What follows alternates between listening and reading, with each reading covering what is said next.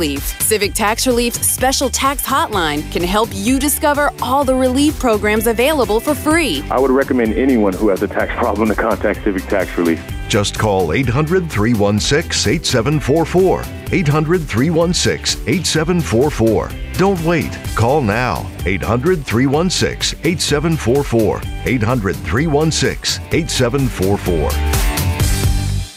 If you or someone you know is addicted to drugs or alcohol, please call this number right now. 800-213-0050. That's 800-213-0050. By calling the True Sobriety Hotline, you're taking the first steps to your recovery. Advisors are ready to match you with a proven treatment center that could help you end your drug or alcohol addiction once and for all. Don't waste any more time with drugs or alcohol. Let the True Sobriety Hotline help you break your addiction to drugs and alcohol before it's too late. 800-213-0050. That's 800-213-0050. This call is completely confidential, and if you have private insurance, there could be little to no cost to you. Even if you've already been to treatment, give them a call. There's no need to let drugs and alcohol ruin your life. Take the first step now. Call the True Sobriety Hotline at 800-213-0050. That's 800-213-0050. 800-213-0050. These statements are not medical advice. True Sobriety Hotline is a third-party network of treatment centers and placement service. If you owe money to the IRS, don't mess around. They could take everything from you. But the game changes when you have a team of tax experts on your side, like the professionals at Optima Tax Relief, who have earned an A+ rating with the BBB. They can protect your paycheck, assets, and everything you've worked so hard for by fighting to get you the best possible tax settlement. Call Optima now for your free consultation. Call 800-799-0977. 800-799-0977. Optima Tax Relief. There's always a moment of truth where I say, look, it's either put up or shut up. And it was time to put up. I had crossed that thin line. It was 100+ degrees. We were hot. We were on fire. We were yelling our hearts out. You could feel the intensity rising. Even in our tiredness, even in our weakness, even in our pain, we continued to push. I told myself, you can suck up the pain for another 1.5 miles, and you will be a Marine. Not many people believe that I could do it. I don't know where I got the energy from. I don't know where the pain went to. But all I know is that I had what it took. I am a United States Marine. PFC Darrell Willis serves his country as a Marine. Will you? Visit Marines.com or call 1-800-MARINES. The few, the proud, the Marines. 1010 WOLB Baltimore and WERQ-FM, HD3 Baltimore. The views and opinions of the guest and host you hear on 1010 WOLB are not necessarily those of the staff and management of Radio 1, its sponsors, or advertisers.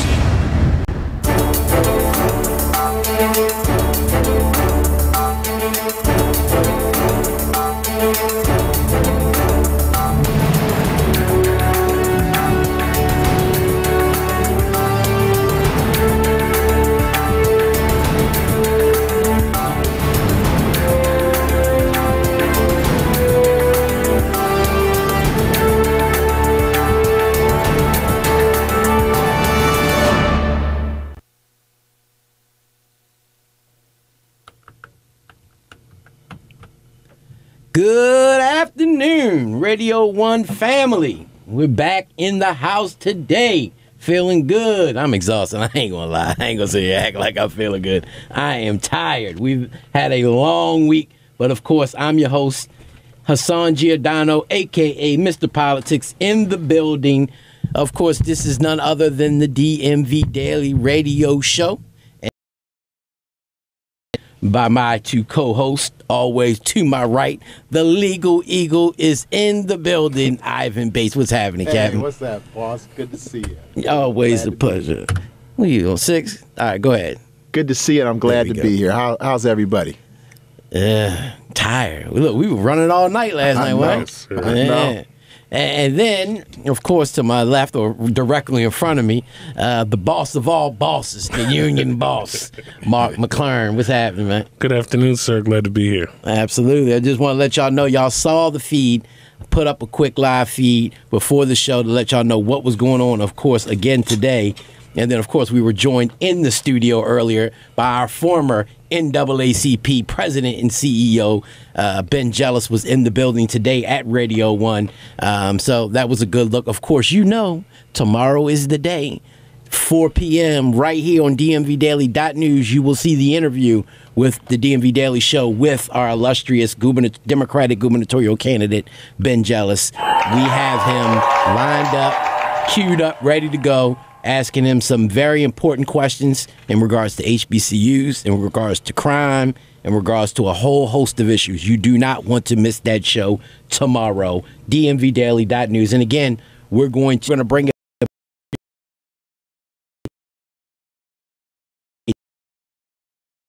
also have an opportunity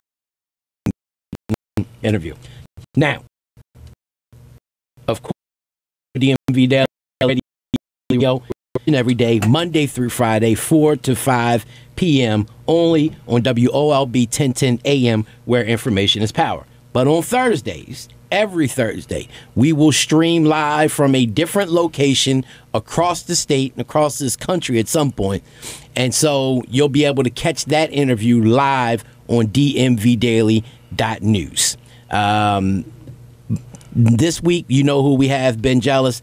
Other weeks, it may fluctuate in terms of the time, but it'll always be on that exact day on Thursdays. But every day, 4 to 5 p.m. Otherwise, we're right here on WOLB 1010 AM. Before we get going, I want to let you know that this show is brought to you by Politicom Strategic Solutions, successfully helping candidates get elected since the 1970s.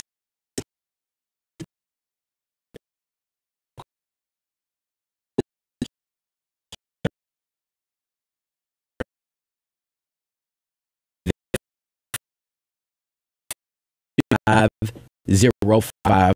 it's a blueprint for the future of the union movement. Visit them today at www.sciu500.org. And it's also brought to you by that legal team. You get locked, drunk, hey, mama did something, you got to get out of jail. That's who you want to call, the Bates and Garcia Law Firm. They specialize in criminal defense, specialize in real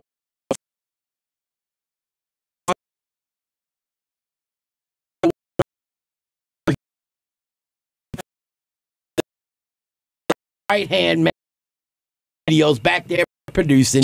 Jason Rodriguez, what's happening, Captain? Peace and blessings, family. Everybody, before we get into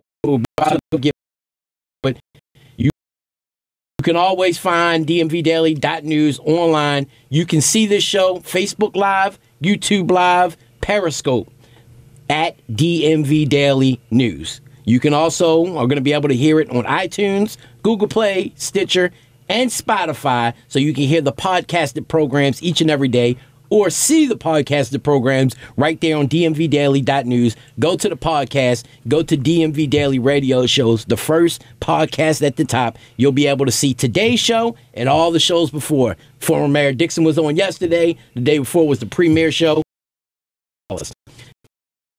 Now, for now, I want to let everybody know that DMVDaily.news is the only social media-based news outlet in the country. That means you can not only get your news and information there, but you can also log on, get your own profile picture, video, promote your events for free, just like you do on Facebook. But you do it right there on DMVDaily.news.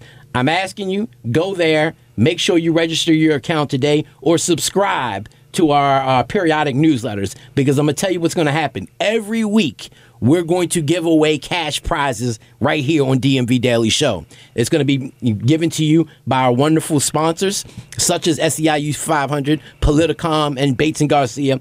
And the only way that you can win those is if, number one, you either went through DMV Connect and are a member of DMV Daily, and or two, you have subscribed. Other than that, unfortunately, you can try to win, but you ain't going to be able to. So make sure you go there right now while you're listening, while you're watching the show. Get that taken care of so you don't have to worry about it. You can also make sure you follow us on Facebook, like us on Facebook, and subscribe to the YouTube channel. Now, today, as we've been talking about for days, if not weeks now. Today is a very important conversation that we're going to bring to you.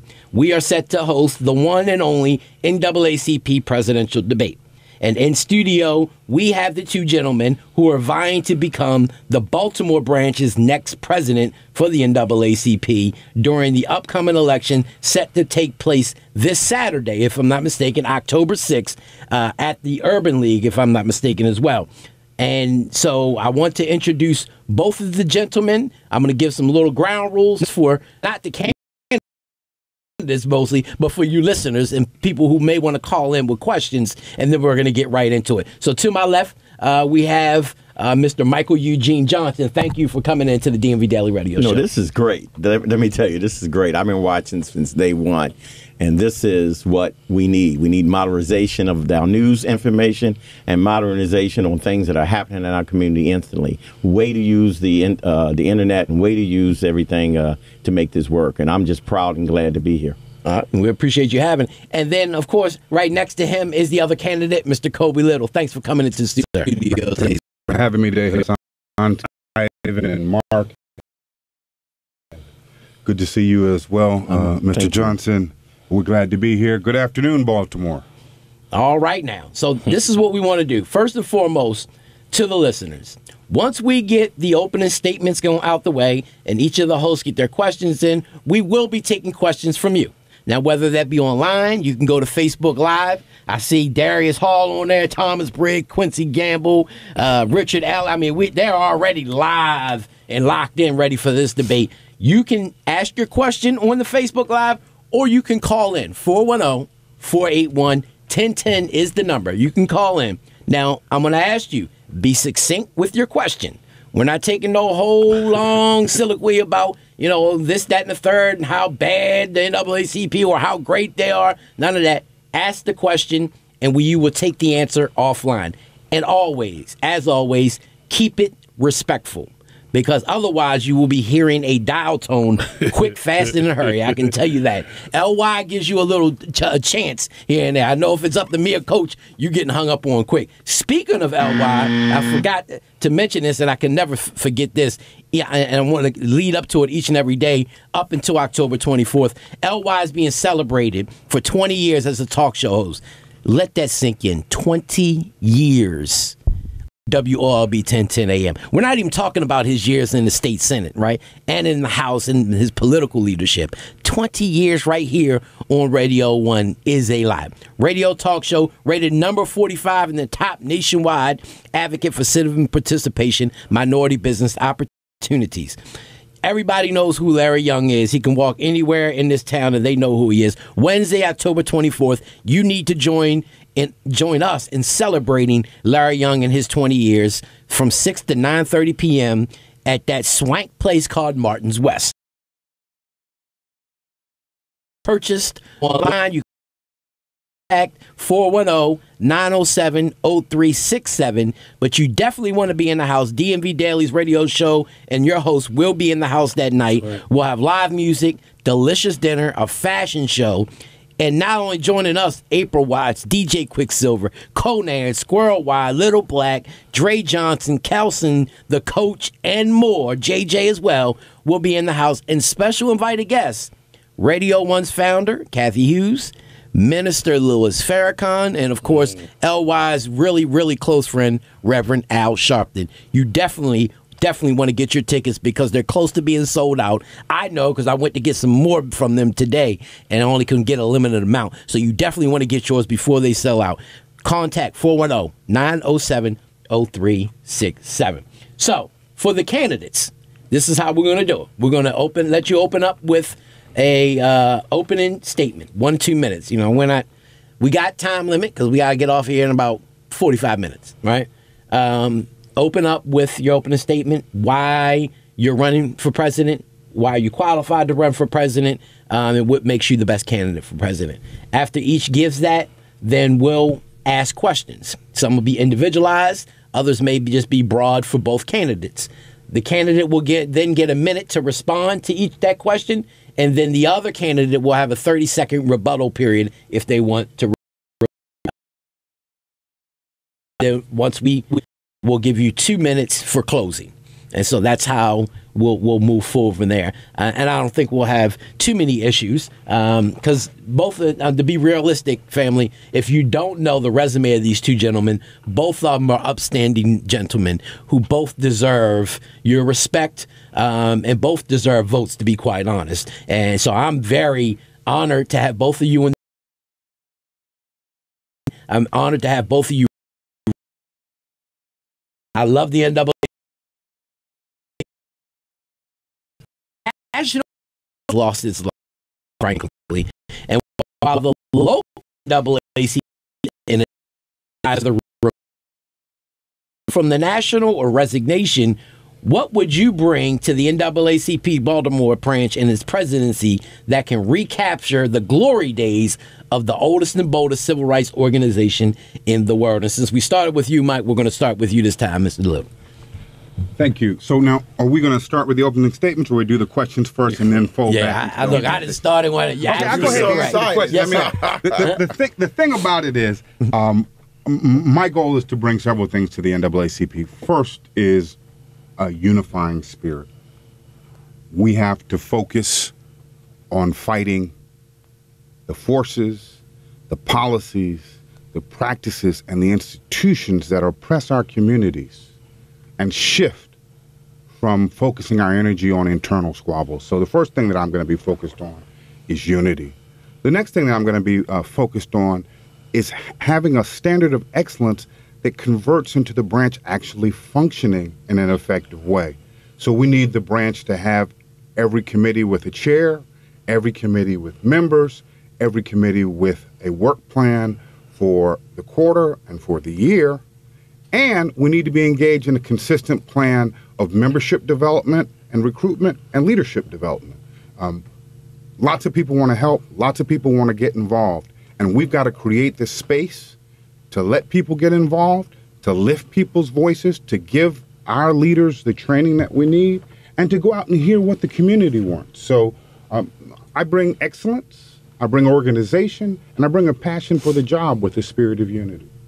All right. Now, Mike, and before y'all get started, make sure to keep the mics close to you so that way the listening audience can hear clear. Well, and thank you all, and great opening. The NAACP has lost its fighting spirit because of a lot of internal things going on. People in that they're housing.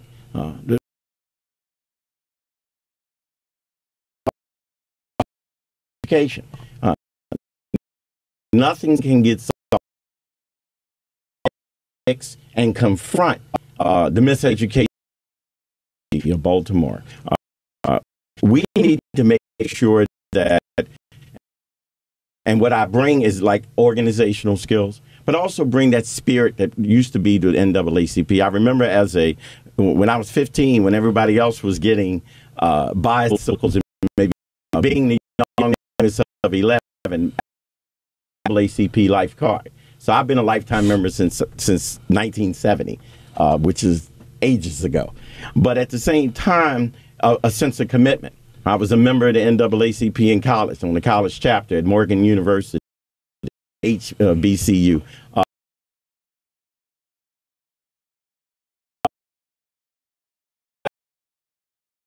We've got to start working more with unions. We've got to start stations. See, could be is that we would be all part of the nation. This is part of it. And I think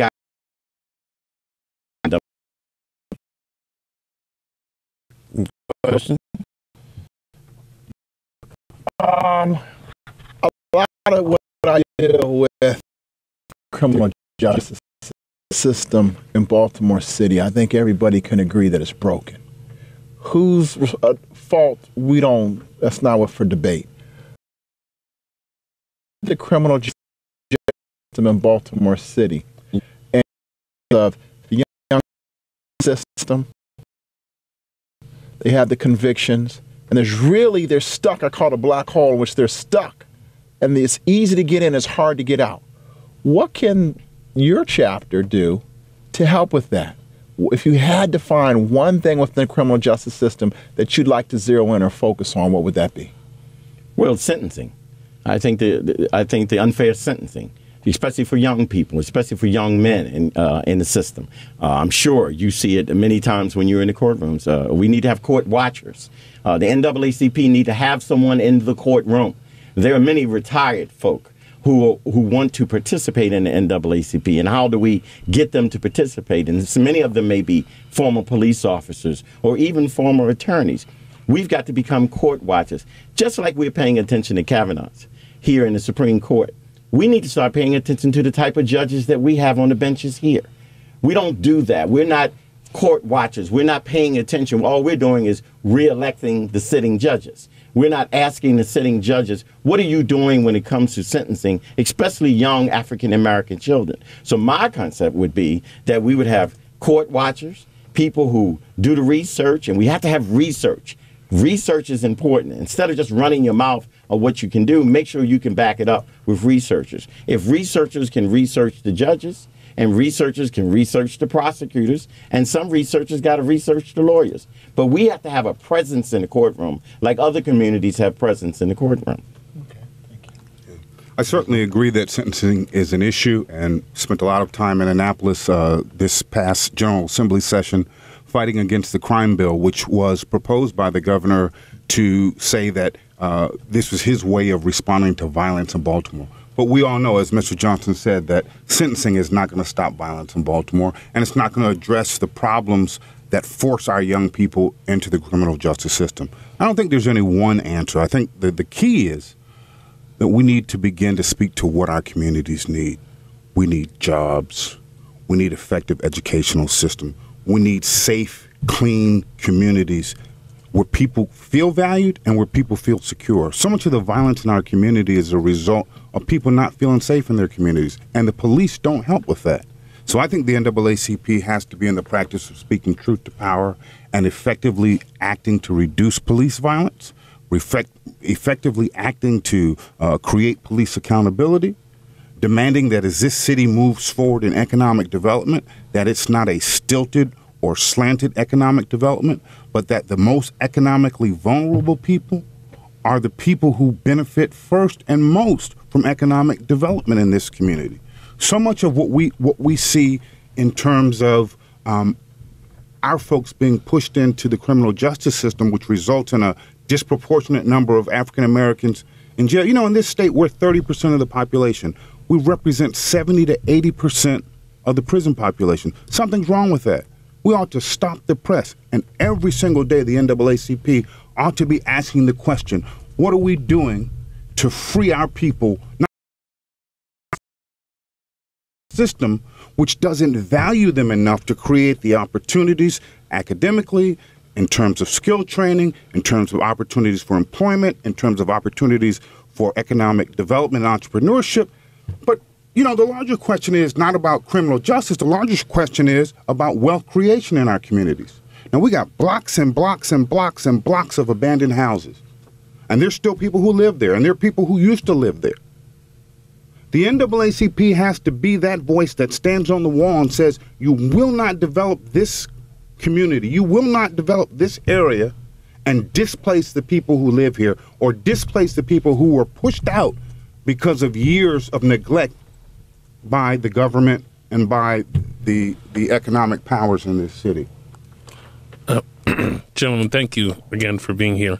I'm going to ask a question that may seem counterintuitive, but it's not at all if you think about it. And I'm not being flippant. And as a codicil, I'm not asking on behalf of myself. You're looking at the product of a Q from Jackson State and a Delta from what was then Hampton Institute. So I get and I think I probably had a life membership in utero. You know what I mean? So I understand the importance of the NAACP, but my question to you that's been brought from others that have asked me to ask is, why do I care? Meaning, why do I care who's the next president of the Baltimore NAACP?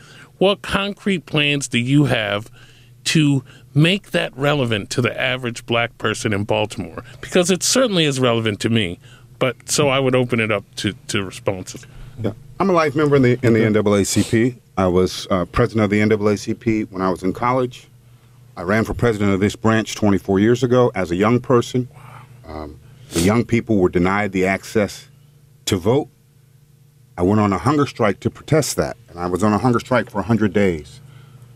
And then when I finished the hunger strike and I gave myself some time to recuperate, I went to lead the local organizing committee for the Million Man March here.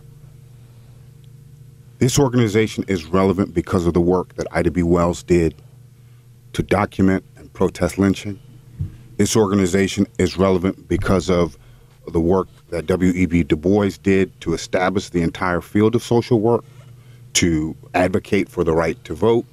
This organization is relevant for the work that Thurgood Marshall and Charles Hamilton Houston did. This organization is relevant for the work that Dr. Lily Mae Carroll Jackson and attorney Juanita Jackson Mitchell and Mrs. Enoya P. McMillan. It's relevant for all of the work that they did. Mm-hmm. And part of the problem is that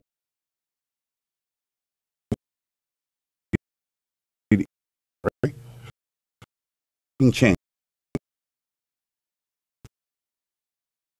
to direct and to focus on the problems of our people. And so, we live in a society now, just generally speaking, where people often want to push responsibility off on someone else. But the truth is, the NAACP does belong to all of us.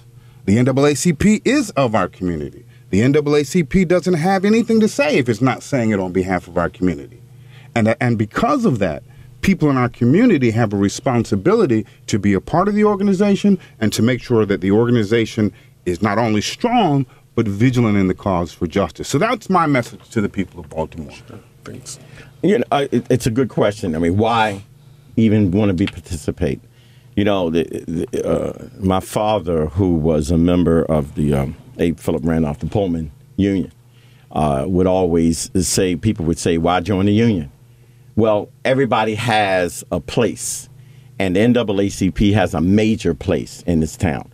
Let's not act like, nobody in this room is, but let's not act like racism is still not here in Baltimore City, that housing discrimination and housing conditions are not continuing here in Baltimore City, that the miseducation, especially of African American children in our school system, is not still going on in Baltimore City.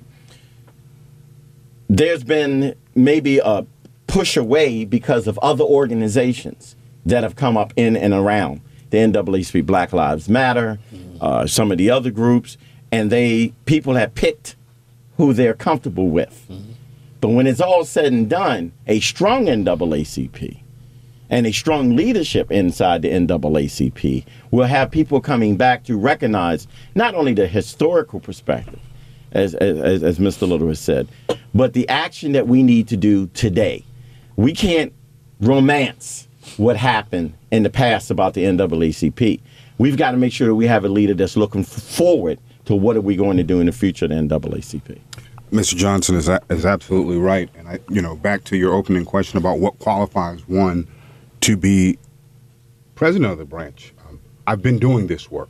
I've been on the front line testifying on behalf of the NAACP and people who love justice in Annapolis. I was there almost every day of the session, this past session.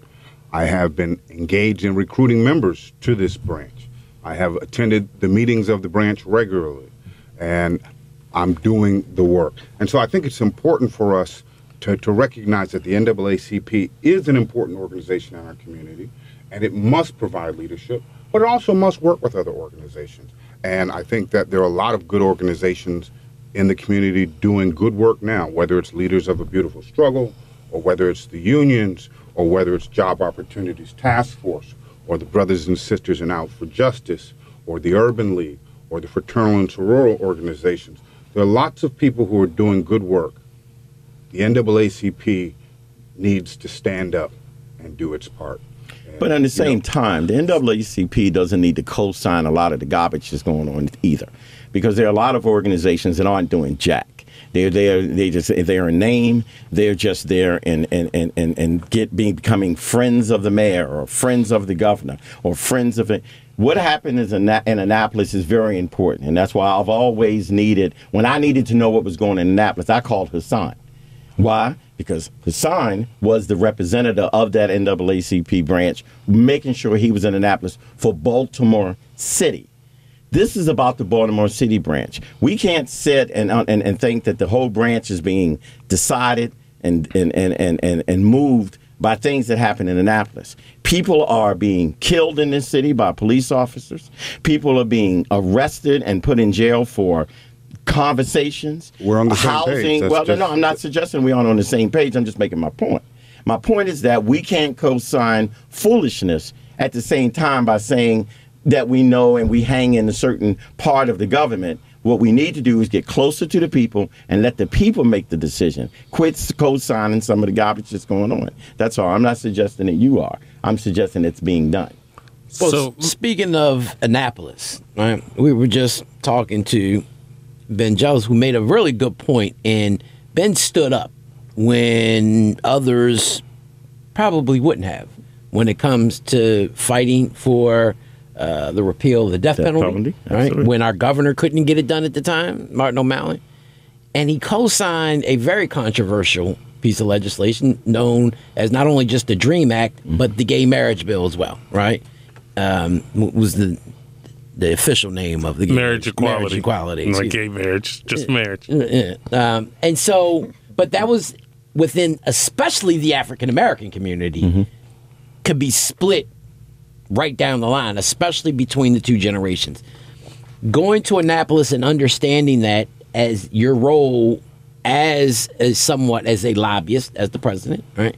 What are you going to do on issues that affect Baltimore? How would you, kind of maneuver there? And one subject in particular that I know Ivan would ask and suggest is the bail reform issue that we saw come up last session, that African Americans were forgotten about because many of them own these bail bondsman industries here in Baltimore are now really out of a job because they unfairly made it seem as if it's just so disproportionately targeted towards African Americans. And yet now, since that ruling came down, you have more of our black brothers and sisters who have no bails now, who may have been able to come home on a bail had we had the old system. So where would you stand as the president on that, and how would you handle that in Annapolis during the next session?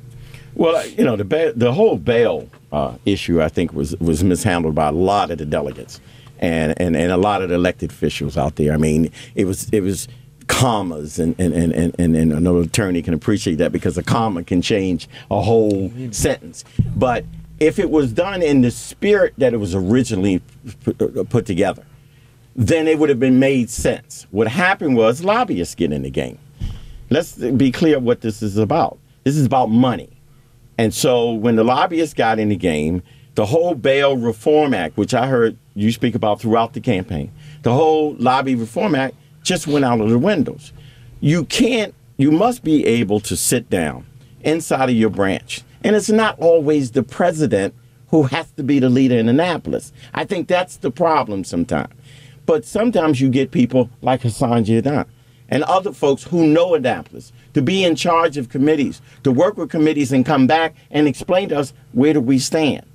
We have to work as a team. If we are to suggest here today, in this forum here today, that the president is going to be the one who's going to go to Annapolis, the president is going to be the one that goes through all of the channels that they have to go through, then I think that we're misunderstanding what the presidency is of the branch. It is about moving the branch forward, not just in Annapolis, in Baltimore City. All life doesn't begin and end in Annapolis, much in Baltimore City. But as for the Bail Reform Act, I thought it was mishandled by many delegates and the co-sponsors. I think that the testimony of many was decent and was clear, but it was mishandled in a way. And unfortunately now, as for people being out of work, Well, yeah, that's a big, huge problem. Black people, especially black men, are not getting a chance to have no bail because of this. That's a huge problem. That's when we get lawyers in effect. That's when we go and get lawyers to go and fight it on that level of the whole fight. Mr. Little? I mean, I want to start by saying the whole question of advocacy is not just limited to Annapolis. The NAACP needs to be active in advocacy in the city council and the boards and commissions, at the school board, for example, at the zoning commission. The NAACP has a responsibility to be a representative voice of the people in all of the bodies that make policy and impact people in Baltimore. So that's the starting point. You also raised the question of how do we make these decisions. You know, you raise a number of different issues, and I think the NAACP always has to be on the side of justice, and we need to be taking positions that protect the most vulnerable people in our communities from the abuses of policy or the abuses of industry. So for me, that is the lens through which I would look at how we take positions. But ultimately, there has to be a deliberative process where the people of the branch and the people of the city weigh in and express what it is that they want.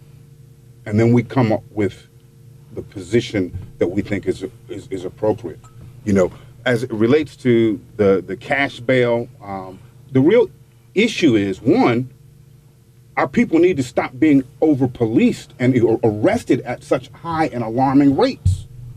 Because if our people were protected by the police force, if our people felt secure in their communities, if the police force was there for the benefit of people in all communities in Baltimore, then we wouldn't have the disproportionate representation of our people in the ranks of those who get arrested, first of all. Second of all, the bail question is an important question, but it's not the end-all to be-all. I mean, the real question is, how are we investing in all sorts of pretrial services that sort out what the threats are, what the opportunities are, and prevent people from languishing in jail? So I think, you know, on a lot of policy questions, the government's not going to get it right the first time. And I think we have to be, you know, studious about it, and I think we have to be vigilant about coming back and addressing the issue until we get it right. I mean, I think that, you know, it's really clear. We have a lot of very smart attorneys and legal people, not just attorneys in the city. And what we have a tendency to do is don't ask. We don't use them as for use of a better word. We're not pulling them all together and saying, this is an issue that we have. Where should we stand? We should ask the professionals first, then make sure that we have policies that we can take to Annapolis instead of going because we read it into some paper or we heard it on someone else's show. Let's put a role. Well, except for this show. Let's make sure that we would establish a legislative role committee that would include lawyers, that would include healthcare folk, that would include even ex-lobbyists to be able to know exactly what we need to do. We have a tendency to keep thinking that we know all and can do all. We have to bring professionals into the NAACP in order to clear up any misunderstanding or any idea that we know everything and that we can just suggest, well, we're going to do this because we're the president or we're the NAACP. No, get the lawyers, get the legal people. There are a lot of ex-judges around. Bring them in and let them establish the legislative policy that we need to have, especially when it comes to law and order. Absolutely. The NAACP has a very effective structure. There's the Legal Redress Committee, there's the Political Action Committee, there's a Community Court to bring in all the best and brightest talent. And the real issue in terms of the branch's effectiveness is making sure that there's effective leadership that is interested in uniting people and using the best talent that the community has to offer and making sure that everybody has a say and everybody's able to participate. So this has been a very informative discussion.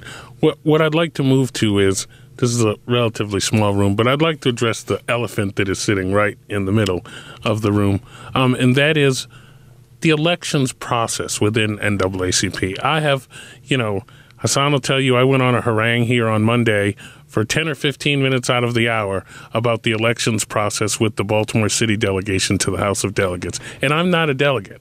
So as an NAACP member, I feel like I really, if I'm going to be honest with myself, I've got to stick to the same protocols. And my question is, there's been a lot of talk out in the community that why are we having this election a month before when the normal elections would be? There are folks like Ralph Moore, who is a longtime civil rights leader, community leader, who is on my Facebook saying, I haven't been told about any election. I haven't been informed of any election. And so if we are really to authentically pick a leader of the NAACP, how is it that, and even if it doesn't happen this time, number one, why are we doing the election out of regular order? But number two, how do we ensure that even if it's not for this time, that for next time when elections happen, there's got to be a better way than some mysterious list that people get notified about and they show up in this place to vote. It feels as if there's not a genuine commitment to ensuring that the voice of the folks that are supporting the organization are heard. And so I'd like to hear from both of you on how we open up this process and how we ensure that folks don't feel like this is a kind of friends and neighbors election where you call folks that you want to know about it and they go down and vote, and that's the leadership and that's how it's elected. Because as long as that's the feeling among people like Ralph Moore, and I'm sorry, Ralph, I don't mean to put you out there, but as long as that's the feeling of people like Ralph Moore, this organization is always going to continue to struggle to be seen as a legitimate organization. So, gentlemen, if you could address kind of the elephant in the room. Well, I received a letter like everyone, not like everyone else, but I received a letter on the 4th of September. On the 6th of September was the last day to file if you wanted to vote in this particular election. That's 2 days. That's 48 hours. I then met with Mr. Little, told him, why don't we sign a letter, send it to the national office, and we join and fight. He refused to sign the letter. He didn't sign the letter. Then I find out that all of the stuff that's being done is being done between the state and the national. Well, you got your office, what, 15 feet from the state coordinator. So then the next thing I know is that it's moved from November, which is nationally across the country. The election is held in November. It is now moved till October. Plus, it's on the heaviest day of the largest group of gathering of African Americans in the city of Baltimore is Morgan State University's homecoming, which would also mean that the past national president of the NAACP, Kwesi Mfume, whom I spoke to, can't even vote. Because why? He's the president of the board at Morgan State University. We sent letters to the national. We sent letters to the state. We were looking for help from other candidates to help fight. We didn't hear of any of them. The Sun paper, who has interviewed us, I asked, did you reach out? Said no one else reached out to him. The elephant in the room is, I think that this is a sham. I knew that we were going to run in November, but we had no idea the 30-day clock was going to turn up. So we went from November preparation to 48 hours. Traditionally, in the history of the NAACP, I don't know what other history anybody else got, but the history that I know since 1970 is that your election was also a time for fundraising. Why? Everybody organization in order to vote. Right. Now, we all have been registering people or encouraging people to be part of the NAACP. But let's be absolutely sure. You cannot tell me that no other candidate was aware, or the favorite candidate of the establishment wasn't aware that all of this was going on. And then suddenly we find out that with 48 hours, you got to be absolutely clear what I'm saying. Your letter reached your home on September the 4th. On September the 6th, if you didn't register by then, you could not have voted for October the 6th.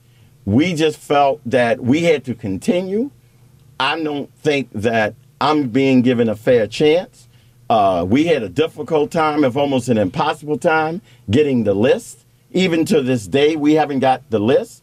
But it's interesting that the people who got the letter are now getting the mailers from some of the candidates. So the elephant in the room is somebody do something and win. And if they were to the other candidates were to suggest they found out at the same time as me. I find that quite. So you say good. other candidates, but there's only one other. No, there are other candidates that no, sir. There are other not other candidates for lower positions. For other positions, yes, sir. Okay, Mr. Little. So for the record, I don't have a copy of the list. Right. The branch secretary is the only person entitled to have access to that list. I'm not the branch secretary, so that's the first thing. The second thing is I never refused to sign the letter, Mr. Johnson. Yes, you did refuse the letter. Mr. Johnson? No, you can't stand on my. You can't stand here Mr. Johnson, and when say you were it's speaking, raining I didn't interrupt and you. you pissing on my leg. You can't do that, Mr. Johnson. Okay, but don't do that. Don't suggest to me that you refused. You didn't refuse. Mr. Johnson, I did not refuse to sign the letter. Okay. Did you sign the letter? So let him talk. He let you talk. You know, as I was saying, I did not refuse to sign the letter. The letter was we shared the letter. The only reason I met with you was because I wanted to hear what you had to say.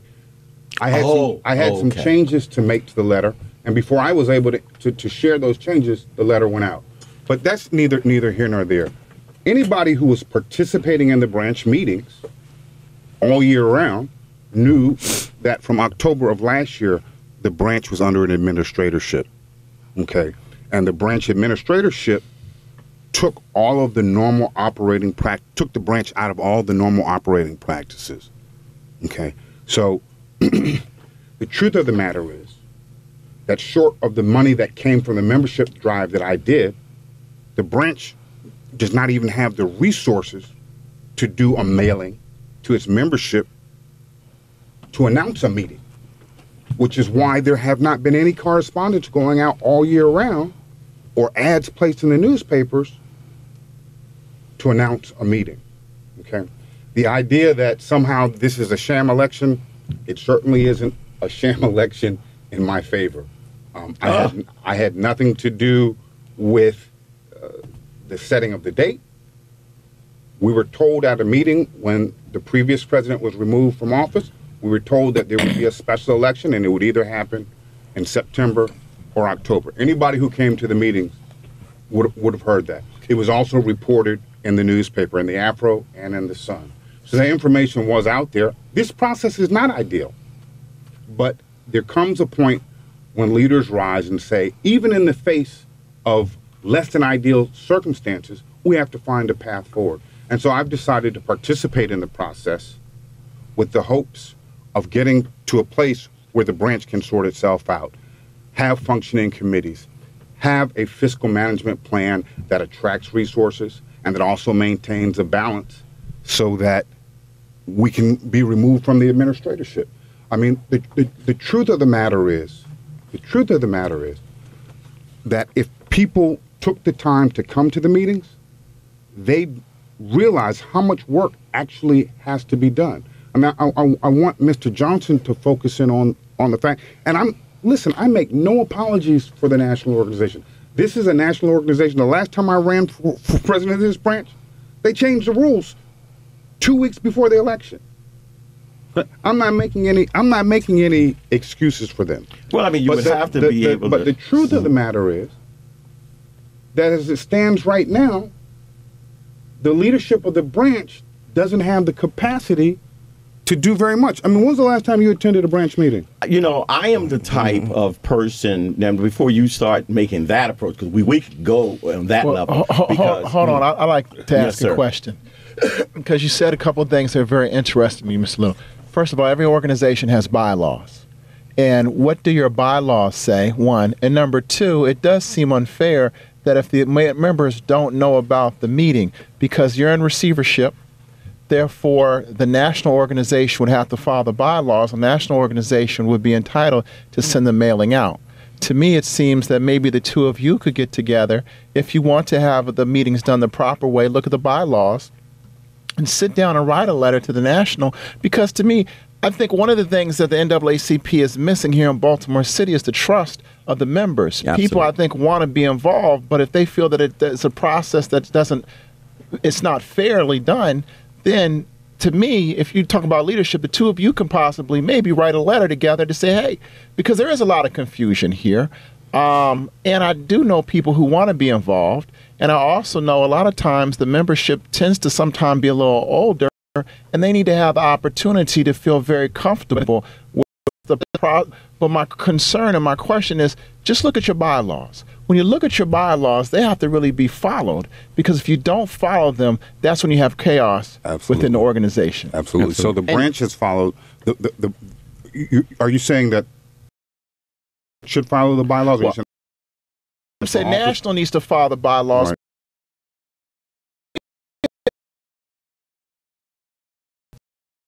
Right. The national office didn't give people enough time. Look, this is part of the flaw in this whole process. And hear all the candidates. Well, on it. Coming back. Case, then to me, if you two are the leading contenders, why can't you two get together to say, you know, this is what we want to do? And the only reason I say that is because it seems to be an organization that doesn't have the leadership right here in Baltimore City. What I remember about the NAACP is watching the last election, and I remember I see Mr. Witherspoon was running, Ms. Murphy was running, and they had all these questions about the box and was this fair and that was fair. To me, if you have a history of that here lately and you want to increase the membership, then you have to change what's going on. The only way to change what's going on is to sit down and say enough's enough, and we're going to do something different. And that's why I'm saying, look, you two definitely, look, I've met you before, I haven't had an in-depth conversation. I can tell both of you deeply care and love the organization. Both of you do. And one may win, one will lose, and hopefully both of you will definitely still be involved and invested.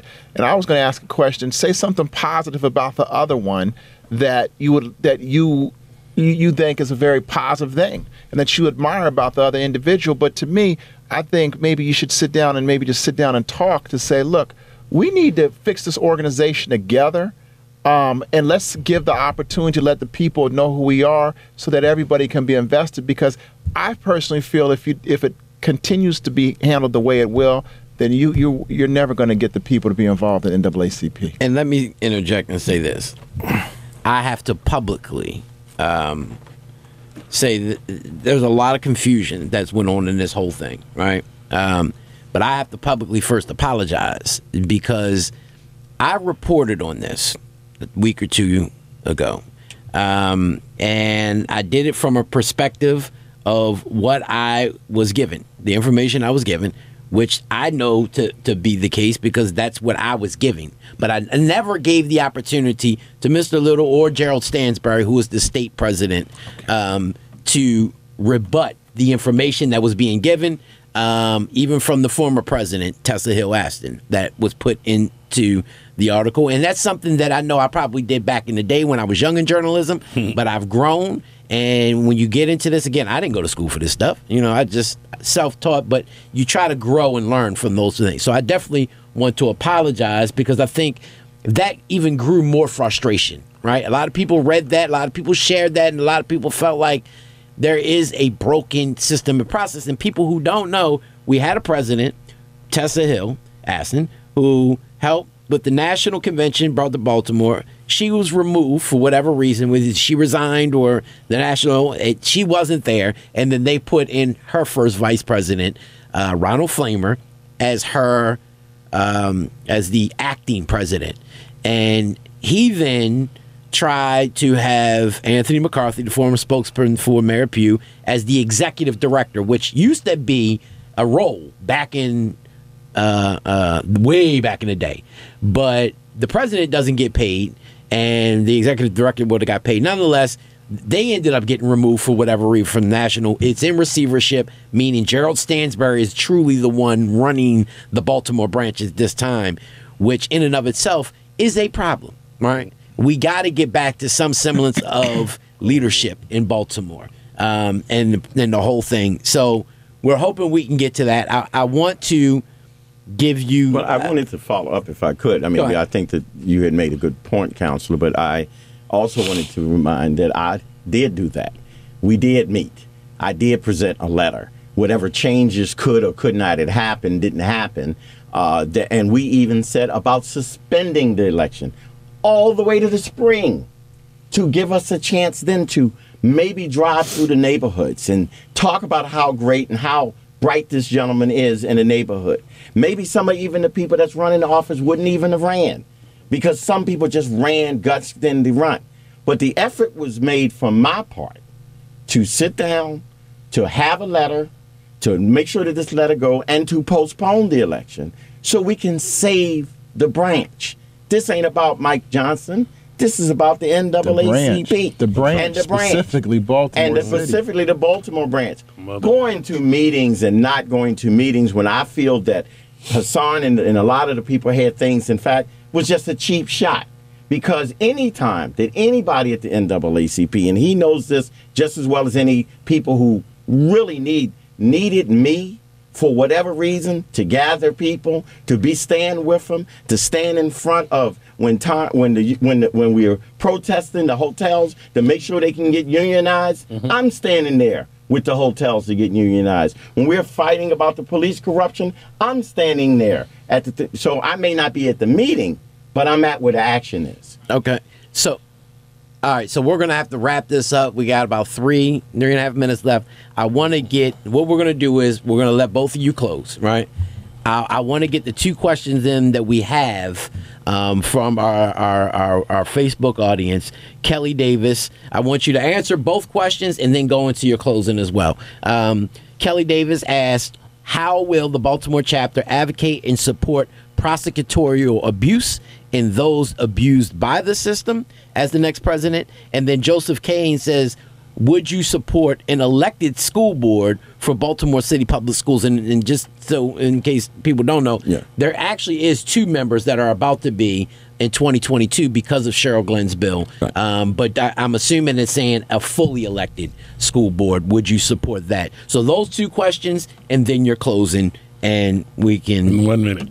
Right. Go ahead, Kobe. Yeah. We got about a minute and a half apiece. Okay, so the first question about prosecutorial misconduct, the branch has to be engaged and active, and we have to have the capacity to receive complaints. I can tell you the phone rings off the hook at the branch. And, you asked earlier about whether or not the branch was still relevant. Trust me, people still call the branch looking for help.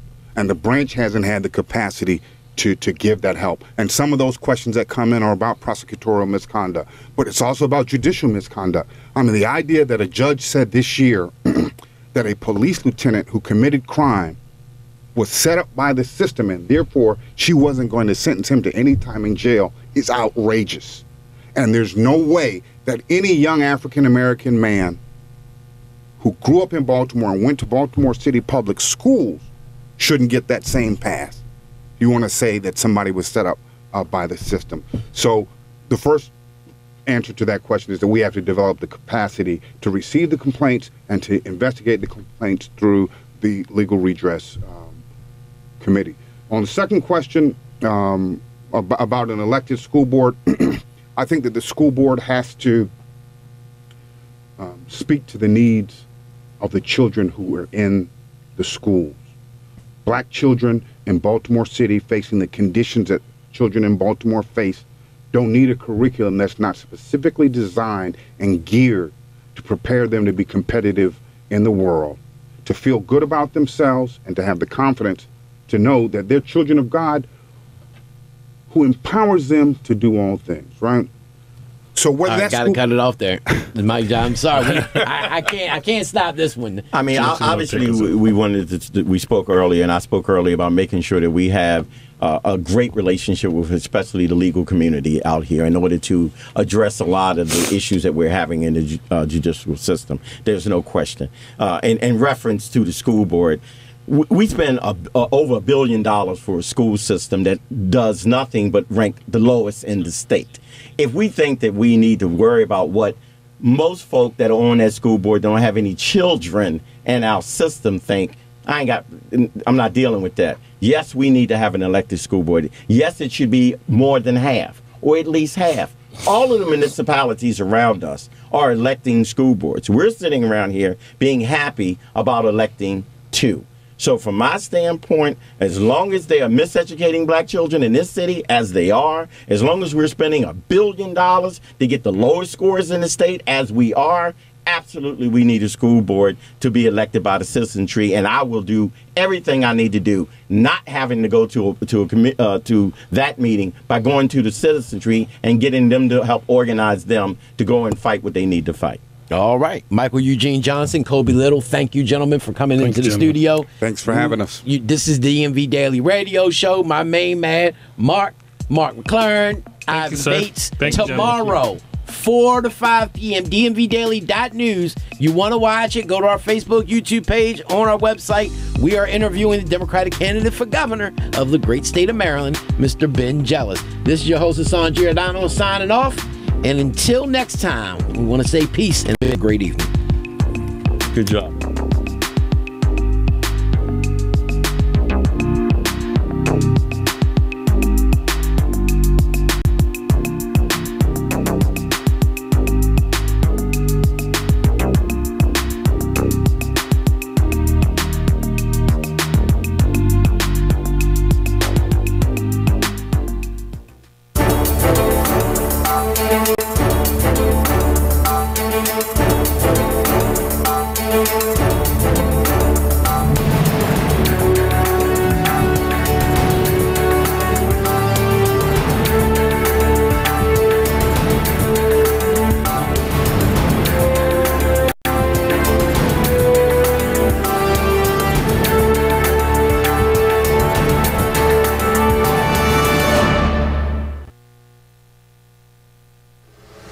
The new 1010 WOLB with talk in the day and soul at night. This check on traffic and weather is sponsored by Unbound.org. A girl in Kenya dreams of becoming a doctor.